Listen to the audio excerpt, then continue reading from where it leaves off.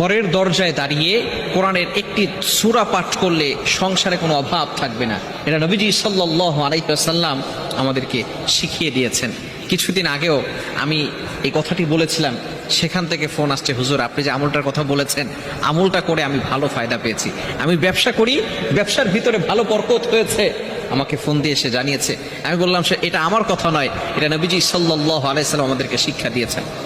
এক সাহাবী নবীজি সাল্লাল্লাহু আলাইহি ওয়াসাল্লামের কাছে গিয়ে বললেন, ইয়া রাসূলুল্লাহ, ইয়া হাবিবাল্লাহ, আমার সংসারে অভাব দূর হয় না, আমার সংসারে শুধু অভাব লেগেই থাকে, একের পর এক বিপদ আসছে, আমার সংসার থেকে শুধু ঝামেলা আর ঝামেলা, কখনো শান্তি নাই, সংসারের অভাব দূর করব কিভাবে?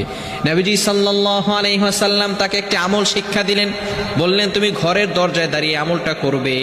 তিনি কিছুদিনে আমলটা করলেন, করার পরে আল্লাহ পাক রব্বুল আলামিন ওই সংসারের ভিতরে বারাকা, বরকত নাজিল করে দিলেন। ওই ঘরের ভিতর থেকে আল্লাহ তাআলা অভাব দূর করে দিলেন। সেই সূরাটি হচ্ছে সূরাতুল ইখলাস। আপনি ঘরের সামনে দাঁড়িয়ে সূরা ইখলাস যদি 3 বার পাঠ করতে পারেন, কুল হুয়াল্লাহু আহাদ আল্লাহুস সামাদ লাম ইয়ালিদ ওয়া লাম ইউলাদ ওয়া লাম ইয়াকুল লাহু কুফুয়ান আহাদ, এটা যদি আপনি 3 বার পড়ে ঘরে প্রবেশ করেন, সালাম দিয়ে প্রবেশ করেন, আল্লাহ পাক রব্বুল আলামিন এই ঘরের থেকে অভাব দূর করে দিবেন। ওই সংসারে কোনো অভাব থাকবে না, কোনো টেনশন থাকবে না, আপনাকে কোনো কিছু নিয়ে টেনশন করতে হবে না। রিজিকের ব্যবস্থা আল্লাহ তাআলা করবেন।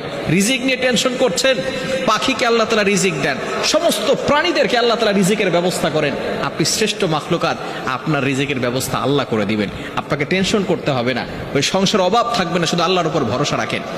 সূরা ইখলাসের ভিতরে আল্লাহ তাআলার পরিচয় রয়েছে, কুল হুয়াল্লাহু আহাদ, আল্লাহ তাআলা এক, অদ্বিতীয়, আল্লাহুস সামাদ, তিনি কারো প্রতি মুখাপেক্ষী নন।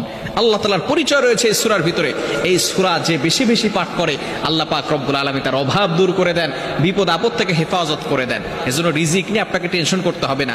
পবিত্র কোরআনুল কারীমের ভিতরে আল্লাহ তাআলা নিজেই বলে দিয়েছেন, 12 নম্বর পারার 1 নম্বর পৃষ্ঠার 1 নম্বর লাইন, সূরা হুদের 6 নম্বর আয়াতে রব্বুল আলামিন বলেন, ওয়া মা মিন দাব্বাতিন ফিল আরদি ইল্লা আলাল্লাহি রিজকুহা, আসমান এবং জমিনের ভিতরে এমন কোনো প্রাণী নাই যেই প্রাণীর রিজিকের ব্যবস্থা আল্লাহ করেন না। সব প্রাণীর রিজিকের ব্যবস্থা আল্লাহ তাআলা করেন। আপনি যদি আল্লাহর উপরে ভরসা রাখেন, সঠিকভাবে নবীজি সাল্লাল্লাহু আলাইহি ওয়াসাল্লামের শিখানো এই আমলটি করতে পারেন, আল্লাহ পাক রব্বুল আলামিন লা রাযাকাকুম কামা ইয়ারযুকুত তায়র, পাখিকে যেভাবে আল্লাহ তাআলা রিজিকের ব্যবস্থা করেন, আল্লাহ তাআলা আপনাকেও সেভাবে রিজিকের ব্যবস্থা করে দিবেন। রিজিক নিয়ে টেনশন করতে হবে না, অভাব আল্লাহ পাক রব্বুল আলামিন দূর করে দিবেন। এজন্য অবশ্যই নবীজি সাল্লাল্লাহু আলাইহি ওয়াসাল্লাম আমাদেরকে যে ছোট্ট ছোট্ট আমল শিখিয়ে দিয়েছেন, এই আমলগুলো আমরা করব। আমরা বর্তমানে নামাজকে ছেড়ে দিয়েছি, আল্লাহ তাআলার ইবাদতকে ছেড়ে দিয়েছি, নবী সাল্লাল্লাহু আলাইহি ওয়াসাল্লামের শিখানো আমলগুলোকে ছেড়ে দিয়েছি। আসুন আমরা আমলগুলো করি এবং আমরা দুনিয়া এবং আখিরাত উভয় জগতে কল্যাণ যাতে করে আনতে পারি, এই জন্য অবশ্যই আমলগুলো সঠিকভাবে আদায় করব। আল্লাহ তাআলা আমাদের সকলকে বুঝার তৌফিক দান।